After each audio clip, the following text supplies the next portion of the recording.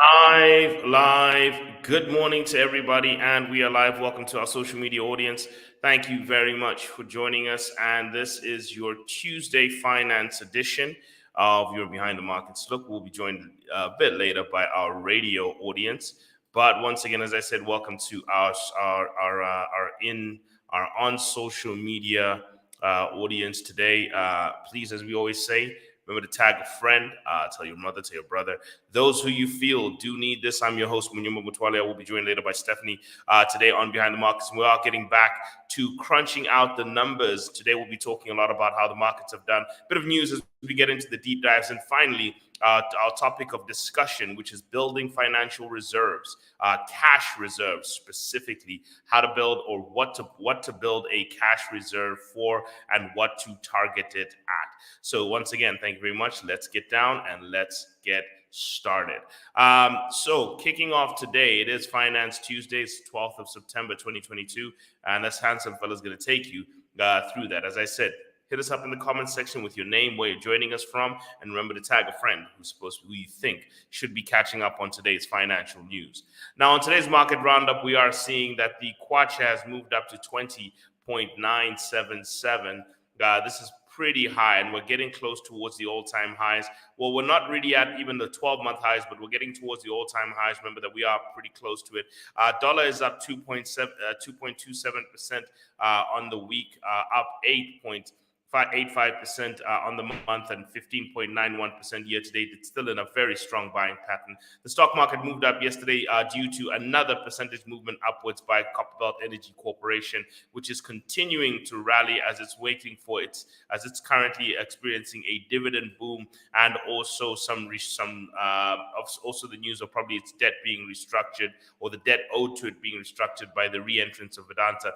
We have seen that the stock market is up 5.02% on the 7 days and up 24.62% year to date. Bond index up 0.07% and down 0.46%. In dollars, but interest rates are still at 24.62%, signaling where the market is still going with the rates. As you can see, there has really been a dollar rally since about the 10th of August, and it hasn't really stopped. It's been a continuous movement of a dollar rally upwards. While we're seeing that we are only 7% away from the US dollar all-time highs against the Kwacha. Against the Rand, we are noticing and witnessing that we are joined by Stephanie, and a good morning to you, Stephanie, as we drive into the currency markets. Morning, Munyumba. How are you? I'm fine, thank you, and a welcome to our radio audience as we are currently moving through the currency markets. And just for a little bit of a backtrack, we have seen that the Kwacha, the dollar has closed yesterday at 20.97777. This is the interbank rate. Now, everyone always tries to, they do get a bit frustrated whenever I issue these numbers out. I am talking about the interbank rate, which is the wholesale rate of dollars, not the retail rate, but it does form the base. Remember that the rate you get will never be lower than this. So because this is where people get their wholesale of dollars and then they retail it onto the market for individuals. Now we are seeing an acceleration of the dollar moving upwards, and it is still trading way above its 200-day moving average, meaning there is pressure for it to come down, but unfortunately the momentum is moving it upwards. We are also seeing that the Rand is also moving upwards, up to 1.1136. This is the interbank rate for the Rand, up 1.78% as of yesterday, up 10% on the month and 4.27% year to date. So you can expect imports from South Africa to be a bit more expensive. We have seen that the last 30 days, the last month, 75% of the days, the Rand has moved upwards, 85% of the days, the dollar has moved upwards, meaning the Kwacha is in a very vulnerable and weak position. Now, we did see yesterday the GRZ bond index is actually up 0.07% as of yesterday, up 18.89% year to date. And you are seeing that in dollars, it's down 0.46% and only up 3.14% year to date due to the weakness of the Kwacha. Now, we are also seeing that GRZ bond yields yesterday dropped by 0.13%, but still up 0.98% year to date. So we still are having a general sell-off when it comes to bonds. Now, we also are looking at the commodities board. where we did see that copper did bounce back a little bit on positive news and also a little bit of EV data yesterday, but we did see copper up 2.1% yesterday. On the week, it's still down 0.63%, but year to date, only up 0.53%. Oil is back up is still up rallying, but it was down slightly yesterday, 0.04% down, 5.47% up year to date. And gold up 0.24% in dollars yesterday and up 6.63% year to date.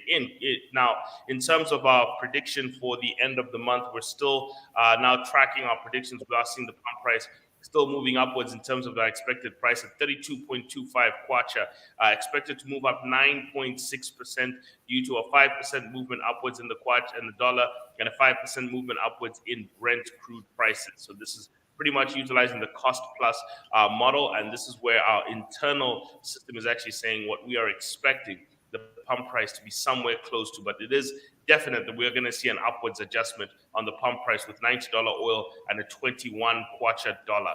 So expect that the upward movement of the pump price. Our wealth insurance assets, as we've seen, Bitcoin was down 2.1%. Bitcoin has gone into a death cross in dollars. So we've seen that on the week, Bitcoin is down 0.1%, and on the month down 7.5%. And it's still up 75.56% due to the first quarter performance. Ethereum down 2.3%, also down on the week by down on the month by 6.65%, while gold was up 0.8% and up 23.6% year to date and up 9.1% on the month. Now, if you're looking at the cross asset mix, you are seeing bonds up 18.9%, dollars up 15.9%. The stock market is leading the mix, up 24.6%, while gold is up 23.6% year to date. This is the year to date movement as of yesterday, the 11th of September 2023. Bitcoin up 75.6% and Ethereum up 53.6%. This is year to date data. But if you're looking at in the quarterly analysis, we're seeing that the bond market is up 4.9%, stock market is up 11%, dollars up 19%, gold is up 20.4%, and Bitcoin and Ethereum are both in the negative positions, down 2% and 1.3%, showing you that even on the quarter, as we're getting to the quarter end, we're actually seeing that there is a potential still for losses in terms of the Bitcoin market. This is why I keep telling you the majority of your portfolio should be sitting in stocks and bonds and your rental property, while you do have some hedging instruments in dollars, gold, Bitcoin, and Ethereum. That's what you should be focusing on. Yesterday, we did see some data coming out. We did miss out some of it yesterday, but we did see Egyptian inflation rose again. Core inflation dropped by 0.4%, but headline inflation rose by 37 by one from 36.5 to 37.4.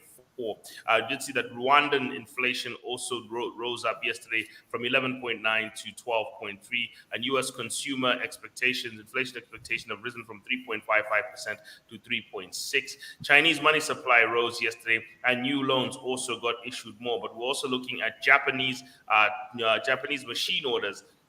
Dropped in orders, while Turkish industrial orders also came up. Italian industrial production dropped. South African industrial production slowed down, and Mexican industrial production slightly slowed down, with Turkish inflation and unemployment slightly coming down. So we are still seeing weakness in industry, weakness in growth, while we're seeing inflation getting a little bit sticky and interest rates still elevated, though expected to come down. So let's get into some of our deep dive stories for today.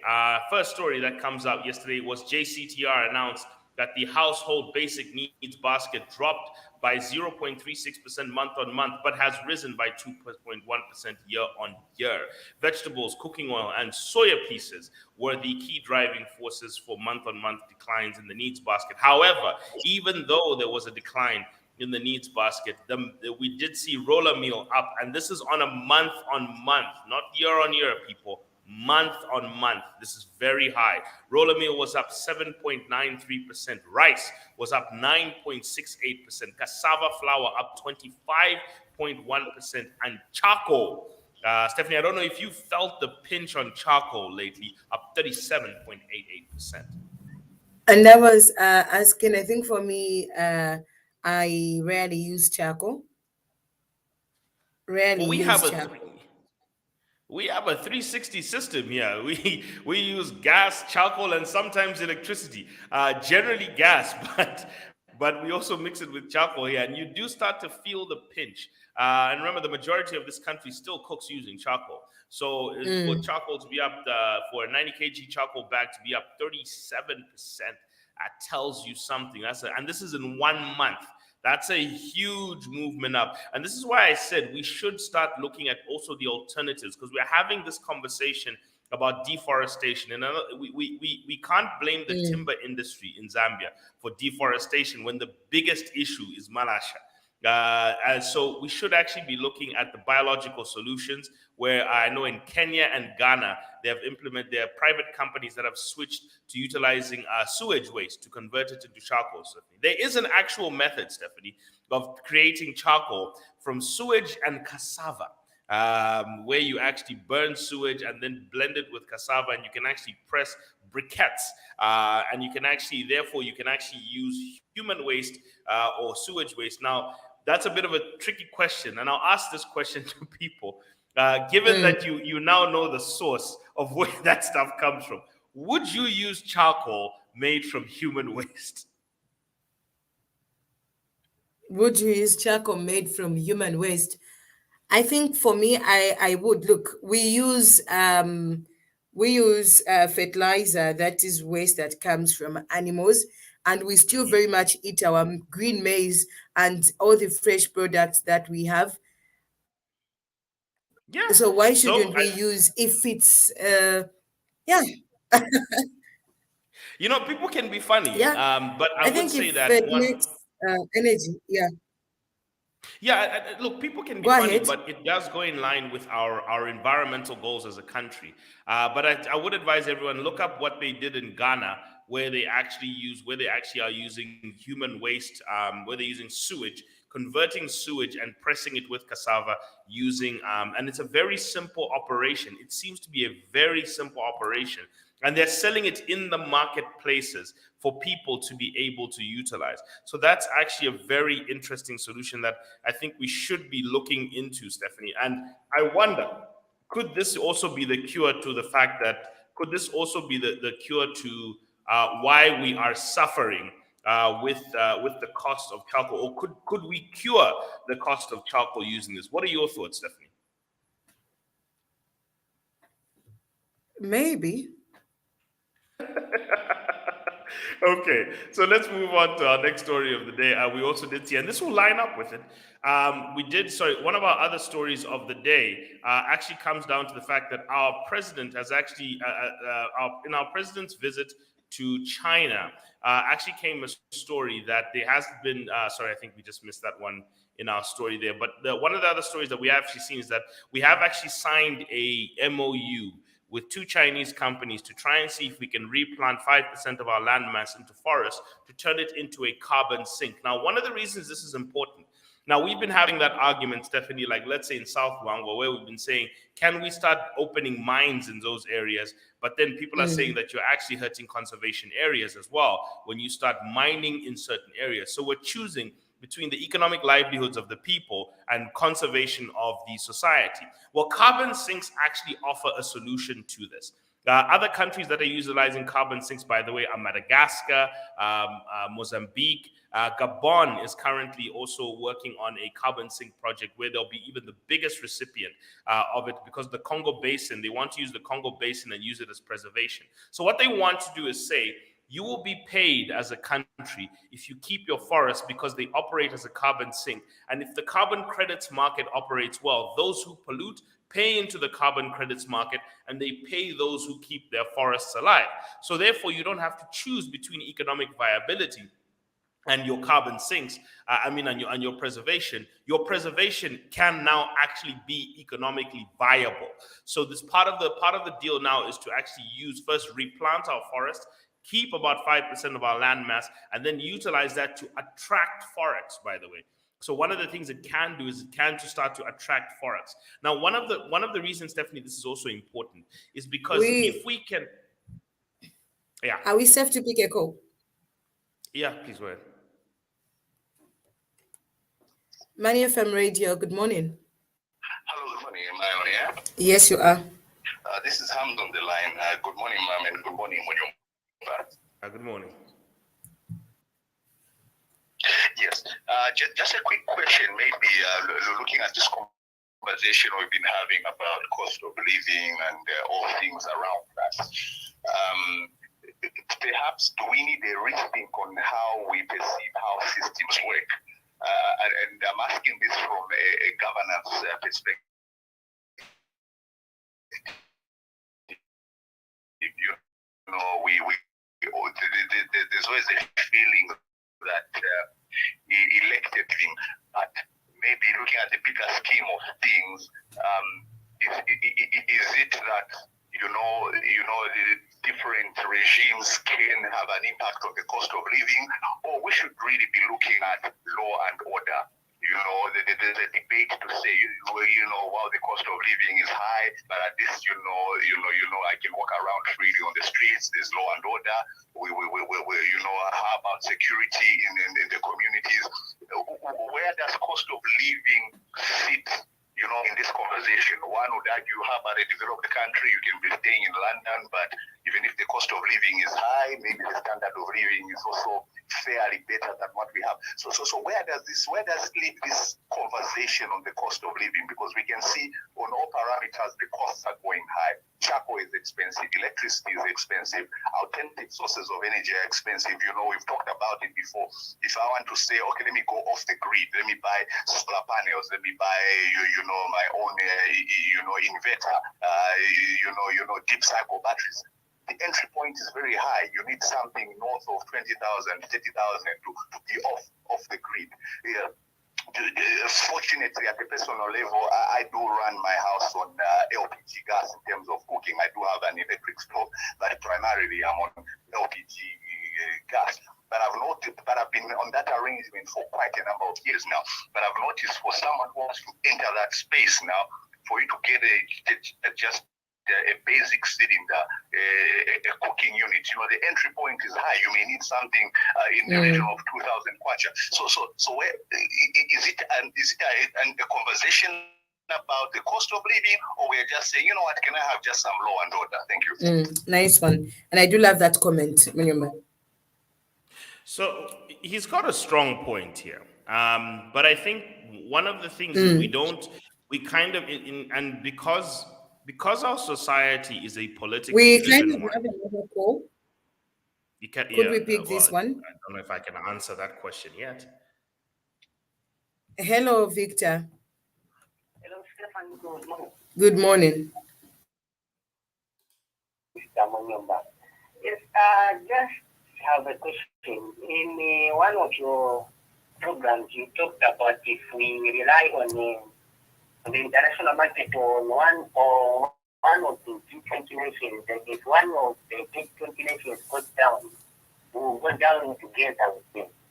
Now, on Friday, the G20 nations had a meeting in New Delhi, and one of the suggestions that came out there was that the AU would be a new member to the G20 nation.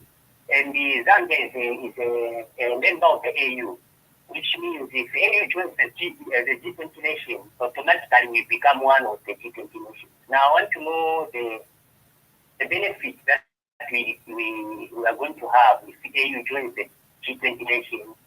And if there are no benefits, can Zambia pull out of the G20 nations and be a part of the AU at the same time? So that's my question. Thank you. And this is also another valid question. I should really think so. Also, definitely do like the question. Well, for those sending in their comments on a text as well as calling us, do it on 077 1616290. Two lines of thought there, Munyumba. Okay. I'll really stick to the first one because unfortunately the second one is not exactly at the moment a question we can answer now. And the reason is because it's not exactly in line with what we're discussing. The first question, I think, and hopefully that we can continue now. The first question is the one to do with the cost of living. So you have to take a broad step back whenever measuring the quality of life. The point of all of these things has to do with the quality of life.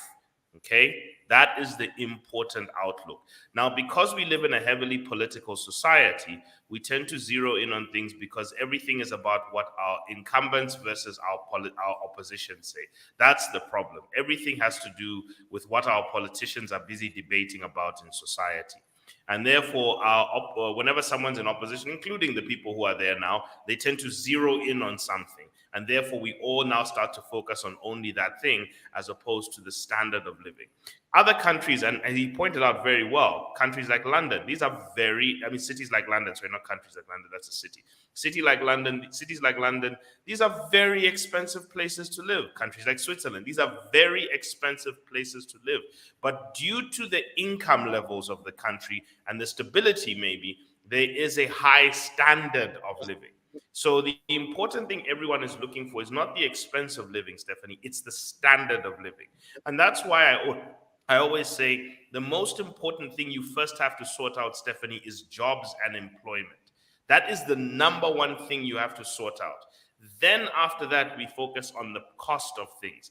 But if people are unemployed, even if you keep the cost flat, even if you had zero inflation, Stephanie, zero inflation, if you are unemployed and you have no income, your life is horrible, right? That is the problem. So zero inflation means nothing to an unemployed person.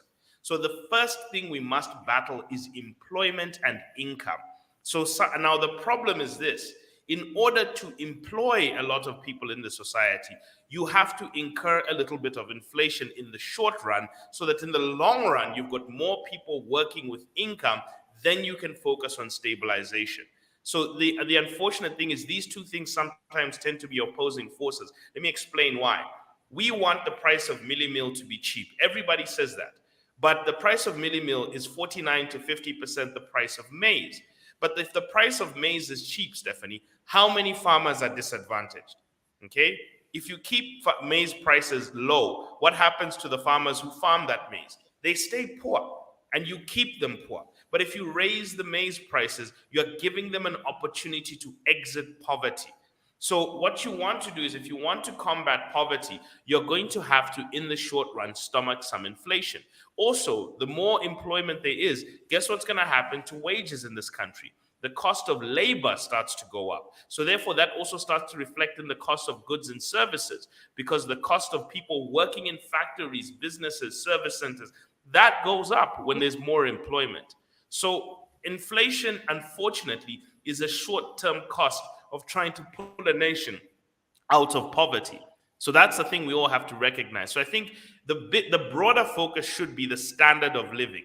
The standard of living is first brought up by creating employment, then growing wages in the economy, and always making sure that wage growth is faster than price growth. That is the most important thing. Wage growth, the growth of people's salaries and wages, must be higher than the growth of the prices of things. That is how you assure a better quality of life in a country. And that's what we should be focusing on. But because we isolate the cost of living, we forget to talk about wage growth, and we forget to talk about employment growth, because those two things actually come before cost containment and prices. Now, Tidjane Thiam, who was the former CEO of Credit Suisse, said, you cannot shrink your way into greatness. So you can't control prices into a good situation. Now, neither am I here saying that prices should just fly off the handle anyhow. No, it also deters economic activity when prices move too rapidly. Okay, so rapid price movement also affects business houses, and therefore businesses also start to slow down their hiring whenever prices go up too much, because it affects their profit margins and affects their ability to either acquire debt capital to invest in their businesses or reinvest using their reserves. So that becomes a problem, because you need the business houses to grow so that they can hire more people or pay higher wages, and therefore the quality of life in a country starts to go up. So you do still need price stability, but what you need is that economic growth and wage growth, business growth. The growth of the top line of revenue must always be faster than the growth of costs. That's the way we should be measuring it. And one of the reasons why we don't get this right, Stephanie, and to the people who are listening is that, and to Hamza as well, thank you for that question, is that we don't measure median household income regularly. That's a measure we should be using. Median real household income. What is the real household income of the average household in Zambia? If you can start to measure that metric regularly, then we are actually getting to a good point where we're measuring properly. That I think is where now we'll finally have a metric that tells us, okay, we need to slow down inflation, because real median household income, Stephanie, is a factor of the growth of wages and the containment of inflation. That metric alone will give us a much broader picture as to what is happening. How many people are on payrolls? What is the average salary in Zambia? That is an actual better measure of what the household is. I've given people a measure before of average real salaries as according to NAPSA data. We should be reporting that quarterly now, as opposed to annually. We should be reporting that quarterly so that the people can start to get a better gauge, as opposed to constantly getting inflation information, yet we are never getting wage information. So there is gaps in the data in Zambia that need to be fixed. I don't know if that makes sense. It does. Yeah. As opposed to the whole conversation about the G7, I doubt the G7 is also going to be an important thing for us to be joining for the next 20 years, because yes, I think over the next 20 years, you will find that BRICS Plus will probably be a bigger economic wing. But I also think that Africans need to stop looking at what we can join and also need to start joining together. The AU is barely formed. My problem is trying to join these bigger cliques while we are disorganized in our own home. That I think is too dangerous. In as much as they're saying, no, join African and join African, I think what we need to be talking about, and the reason why they want to put Africa in is also, Stephanie, because of the risk of BRICS Plus trying to take a lot of influence in Africa, because the battle is BRICS Plus versus the G7. That even though some of the G7 members are actually members of BRICS Plus at the same time. Yeah, exactly. So that's a quite interesting conversation. But and that for me, although it's away from our conversation, I think for me, my fear is, it's not just a say, it's also biblical. In the long run, serving two masters at the same time will have an effect. They're either going to be loyal on the other side or on the other side. But hey, it's something that we'll see a little bit later. Yeah, no, I understand. So let's get back. As I was talking about before we got the calls, is that yesterday we did make a deal about carbon sinks, but I wanted to show maybe maybe just to try and drift towards this point.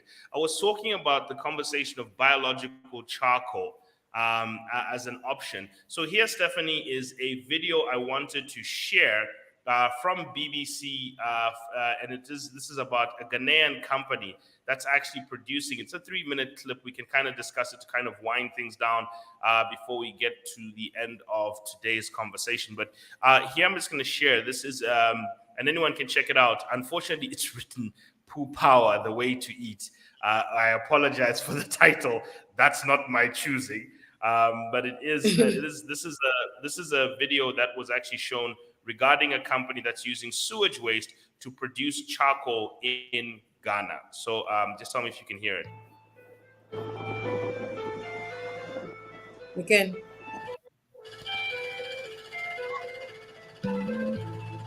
Every day, over 100 trucks collect raw sewage from across the city, and they bring them here, ironically called Lavender Hill. They dump them directly into the ocean. The stench is terrible. It's so bad that you can hardly breathe. Down the road, we are doing things differently.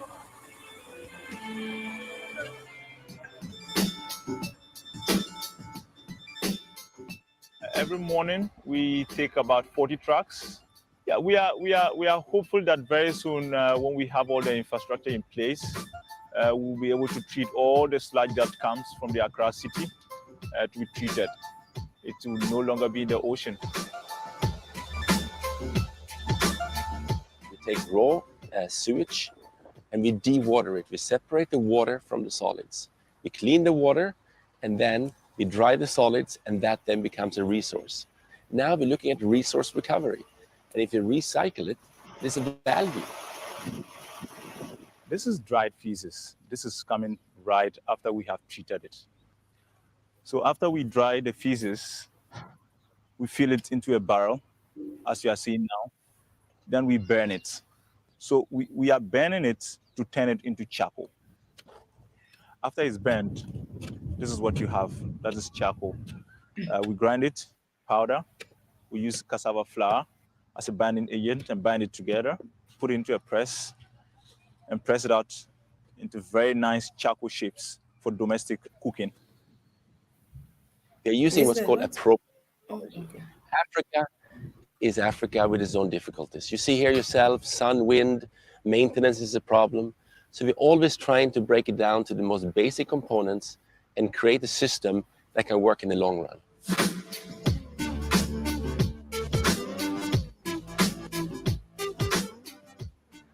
So we've seen how it is made, and now I've come to a nearby community down the road to find out if the charcoal works, and also whether the people are bothered about what it is made of.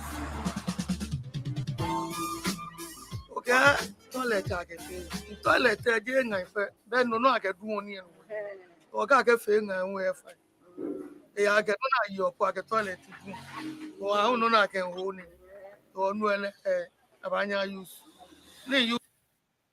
So hopefully that actually covers it. Sophie, I don't know if you actually caught the rest of that. So as you can see, they were actually interviewing somebody from the actual villages who were asking, so how does that charcoal burn? So this is why I was asking the question about whether we should also be investing in alternative technologies that could actually bring the cost down and also that could be more ecologically friendly.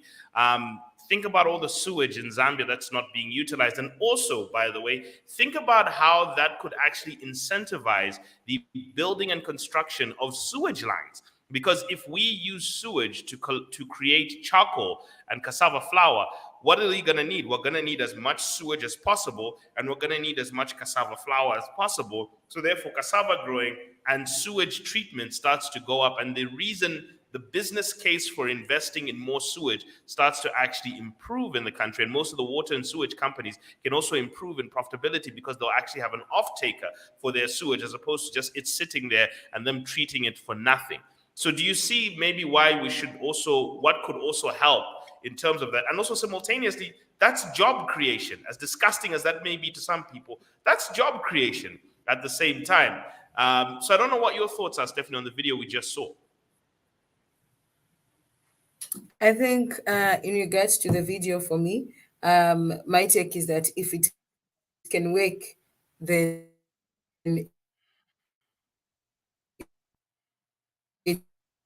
it's okay. I think and the end justifies the means. So for me, it's the end result. If we're able to use it, then yeah.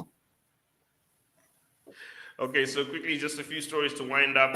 Tanzania's fuel prices are rise 17% as there's a shortage looming. The government has capped the price of fuel following also Kenya's reintroduction of fuel subsidies as it also faced record fuel prices. There are shortages that are hitting Tanzania mainly due to hoarding of dollars and hoarding of petrol. The Tanzanian government is currently in trouble due to rising debt, rising deficits, and the rising dollar value, which is putting them in a vulnerable state. Oil prices rise slightly, although they're held quite high, because we're waiting for the OPEC monthly report and the International Energy Agency monthly report, as they're also expecting that oil demand is expected to move up and the oil deficits will be expected to be higher this quarter.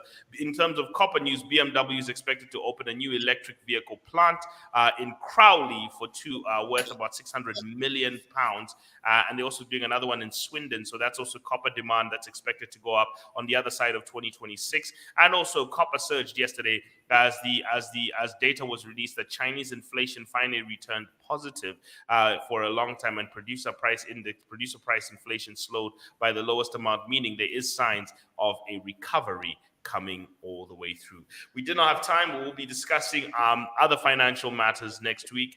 Tomorrow we'll be going through Wealth Wednesday. A couple of results have come out, and there is data coming out of the payments industry, which we shall be looking at on Thursday.